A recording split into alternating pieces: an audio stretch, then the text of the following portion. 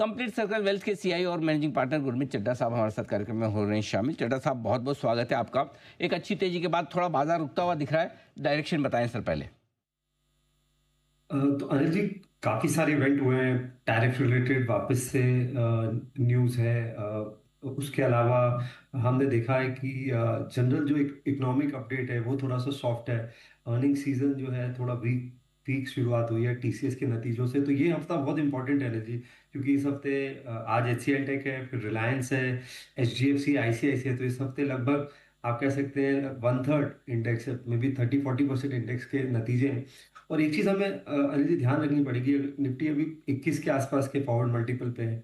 तो अगर earning growth वापस से 6-7% ही आती है तो आप 3 के पैग पे हैं। जैसे पीई को अगर आप ईपीएस ग्रोथ से डिवाइड करेंगे तो 3 के अगर आप पैग पे होंगे तो मार्केट का रिटर्न जो है वो सबड्यूड ही होने वाला है। तो मार्केट के रिटर्न को अच्छे होने के लिए पैग को 2 या उसके नीचे आना पड़ेगा। मतलब हमें 12-14% का अर्निंग ग्रोथ चाहिए, और वही एक लंबा सस्टेनेबल रैली हमको दे पाएगा। अब पिछले क्वार्टर देखिए, ब्रॉडर मार्केट ने बहुत अच्छा किया। मैं अगर जून क्वार्टर की बात करूं निफ्टी 500 की, तो निफ्टी 500 में हमने देखा 7-8% का मूवमेंट आया जो बेंचमार्क है। क्योंकि जो ईपीएस ग्रोथ था वो 9-9.5% था। तो ईपीएस ग्रोथ आई, साथ में थोड़ा सा जो है पी मल्टीपल जो है कम हुआ। तो मेरे हिसाब से अर्निंग ग्रोथ बहुत इंपॉर्टेंट है। और जैसा मैं पहले बोलता आया हूँ, थोड़ा सा बाकी एसेट क्लासेस पे भी ध्यान दीजिए। अगले कुछ समय तक जो है लो हैंगिंग फ्रूट जो है, रिस्क एडजस्टेड रिटर्न्स जो है, उस पर फोकस करिए। ओके, तो ये लो हैंगिंग फ्रूट से बताइए सर, कहाँ ध्यान देना है? सर जैसे देखिए, मैंने पहले भी चर्चा की है, लॉन्ग ड्यूरेशन बॉन्ड बहुत अच्छे लगते हैं। आई थिंक इंटरेस्ट रेट्स जो है भारत में नीचे आए हैं, और गैप बहुत बढ़ गया है 10 ईयर और 30 ईयर बॉन्ड में। तो long duration government bond fund, अगर आप एक नॉर्मल गिल्ड फंड लें जिसका मॉडिफाइड ड्यूरेशन ज़्यादा है, मुझे लगता है उसमें अच्छे पैसे बन सकते हैं। सिल्वर और गोल्ड की हमने चर्चा करी थी अनिल जी, देखिए सिल्वर काफ़ी अच्छा किया है। तो मुझे लगता है एक बैलेंस पोर्टफोलियो की ज़रूरत है।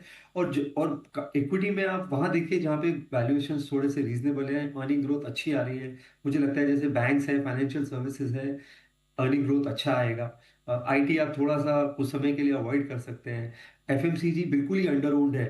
और अगर कोई थोड़ा भी वॉल्यूम ग्रोथ आता है रूरल रिकवरी से, तो आप वो देख सकते हैं। मॉनसून बहुत अच्छा रहा है, मैंने काफी फीडबैक लिया है बहुत सारी ज्योग्राफीज से।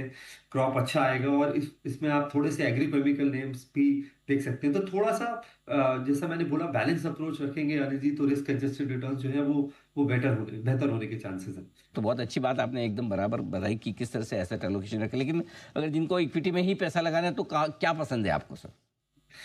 तो अनिल जी, हमें 2-3 पॉकेट्स बहुत अच्छे लग रहे हैं। एक power equipment as a space बहुत अच्छा लग रहा है।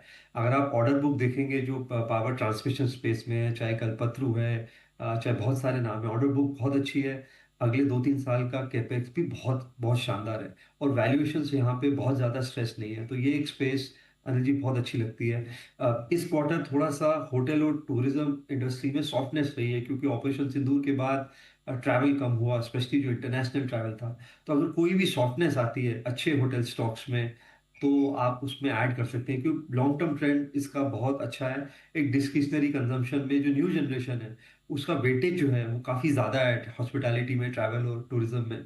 तो वहाँ हमें अच्छा लग रहा है। डिफेंस स्टॉक्स में कहीं भी अगर वीकनेस आती है, थोड़ी वीकनेस आई है पिछले एक हफ्ते में, specially surface to air missile, air defence system, surveillance और ड्रोन्स, ये 3 सेगमेंट में आप फोकस कर सकते हैं। हमारे पोर्टफोलियो में सोलार इंडस्ट्रीज है, जैन टेक्नोलॉजी है, भारत इलेक्ट्रॉनिक्स है। हम काफ़ी चीज़ें और रिव्यू कर रहे हैं। और लास्ट, जैसा मैंने बोला, बैंक्स, मुझे ऐसा लगता है कि जैसे जैसे इंटरेस्ट रेट का ट्रांसमिशन होता जाएगा, आपको क्रेडिट ग्रोथ में बढ़ोतरी दिखेगी। और बैंक्स बहुत ही स्मार्टली हाई यील्डिंग्स जो लोन्स होते हैं उस पर बहुत अच्छा फोकस कर रहे हैं, चाहे वो लैब है, चाहे लैस है, यूज कार लोन्स है। यहाँ पे क्रेडिट कॉस्ट भी कंट्रोल में रहती है और यील्ड भी अच्छा होता है। आप जियो देखिए, जियो बहुत डिस्टर्ब कर रहा है। अगर आप लेवल 2 चेक करेंगे इस समय, लोन अगेंस्ट शेयर्स में, लोन अगेंस्ट प्रॉपर्टी जैसे प्रोडक्ट्स में 8-8, 8.25% का रेट ऑलरेडी आ चुका है।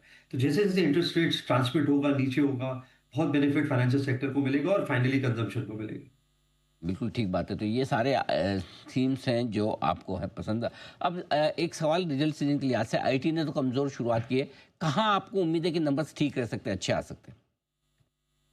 तो अनिल जी, आईटी में भी अगर आप देखेंगे जो आईपी लेड है, जो न्यू न्यू टेक है, वो वहां पे नतीजे मुझे लगता नहीं ज्यादा वीकनेस होगी। हमने देखा पिछले कप क्वार्टर में भी कोफोर्ज ने, परसिस्टेंट ने अच्छे नतीजे दिए। तो जहां भी थोड़ा सा आईपी लेड है और खाली प्योर आईटी सर्विसेज नहीं है, वहां पे नतीजे अच्छे आए हैं। आप लार्ज कैप में भी देखिए, पहली बार ऐसा होगा कि इंफोसिस, टीसीएस, एचसीएल तीनों ही 24-25 के ट्रेलिंग पी पे। नहीं तो एक गैप होता था, टीसीएस का प्रीमियम होता था, फिर इंफोसिस था, फिर एचसीएल था। क्योंकि एचसीएल का जो सॉफ्टवेयर बिजनेस है बहुत अच्छा कर रहा है, ईआरडी बिजनेस भी अच्छा कर रहा है, और खाली आईटी सर्विसेज नहीं है, ज्योग्राफी डाइवर्सिफिकेशन भी ज्यादा है। तो मार्केट डिफरेंशिएट कर रहा है। और हमें नतीजे लगता है कि जैसा मैंने बोला, इसके अलावा हमें जो कैपिटल मार्केट प्ले है, वहां पे नतीजे बहुत अच्छे आएंगे। स्पेशली जो फी बेस्ड बिजनेस है, जैसे एसेट मैनेजमेंट कंपनीज है, वेल्थ मैनेजमेंट बिजनेस है, ये ज्यादा अच्छा कर सकते हैं। और पिछले पिछले क्वार्टर ओवरऑल मुझे लगता है जो डिपॉजिटरीज हैं और एक्सचेंज है, इनके भी नतीजे बेहतर आने के चांसेस हैं। इसके अलावा एनर्जी स्पेस में नतीजे बहुत अच्छे आएंगे। यूटिलिटीज में भी हमें लगता है कि नतीजे अच्छे आ सकते हैं। बिल्कुल ठीक बात है। तो ये है रिजल्ट सीजन के लिहाज से भी आपके लिए पूरा डायरेक्शन। गुरमीत सर, बहुत बहुत धन्यवाद आपका समय देने के लिए, विस्तार से राय देने